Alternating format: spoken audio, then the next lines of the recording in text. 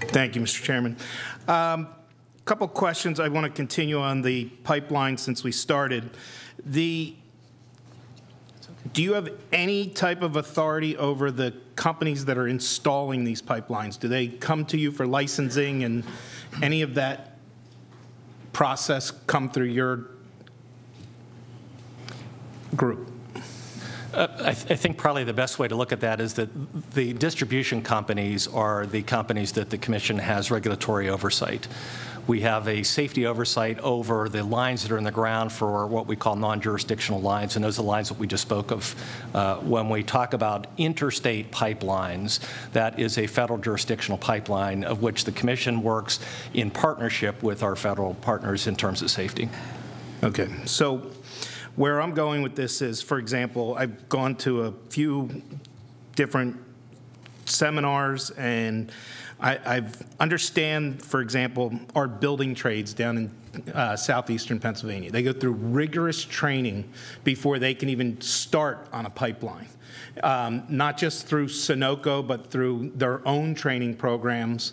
And they've got to get through this rigorous training before they can even start installing, and then they go through testing all along the way on the pipelines for safety testing.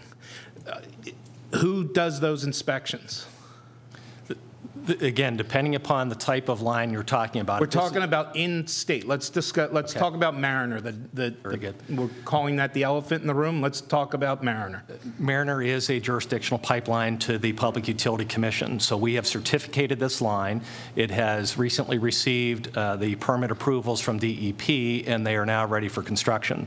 So as that construction is ongoing, the PUC gas safety inspectors will be in the field inspecting that process of construction of the line.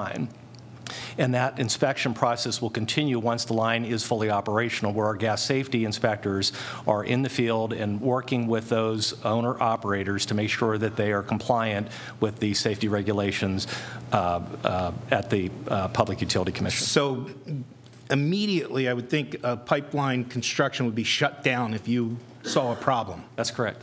Okay. Moving over to the TNC world.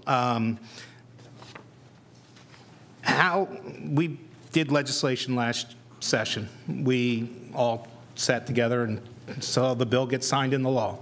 Where are we with moving on those regulations? On the regulations for TNCs, we have not moved on regulations yet for TNCs.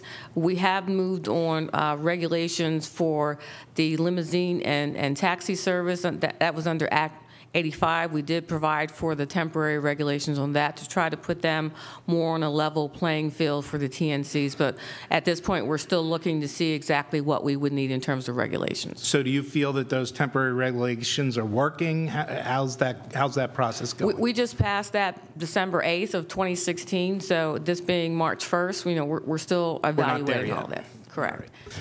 That's something I want to keep an eye on, and I hope the PUC will keep an eye on, because I am seeing a lot of businesses, individuals that are losing their homes, and they're not quite on a level playing field yet. We put a medallion in place in the city of Philadelphia that cost these folks a lot of money. We made it a piece of real estate for all intents and purposes, a property, and now these guys are so upside down that they're declaring bankruptcy, and it's destroying their lives. And it's not just one or two people, it's a lot. So I ask you to keep an eye on that. Yeah, and I pick up on that. I think what we have tried to do as a commission is, to the chairman's point, we want all these transportation options available. We want them to be safe. Obviously, we want driver safety checks, vehicle safety checks. So the legislation, or Act 164, provides that. And to the cab industry or the taxi cab providers, we also, to the chairman's point, you know, if they want to offer dynamic pricing behind the meter set, they have that option now. Your point about the PPA medallion program, I hate to point the finger here, but that's a PPA problem.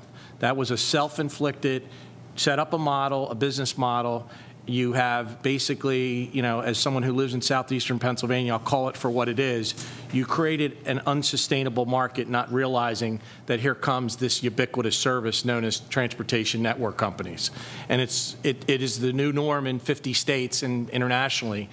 Our job is, again, to regulate it effectively and make sure when someone gets in that car that the vehicle is properly inspected. I don't disagree, but we created that problem. PPA created the problem. PPA was under the jurisdiction of? Not us. Okay. Okay. Time is. Tell them what PPA is. PPA is the Philadelphia Parking Authority. Sorry. That's okay. Not a power purchase arrangement. We are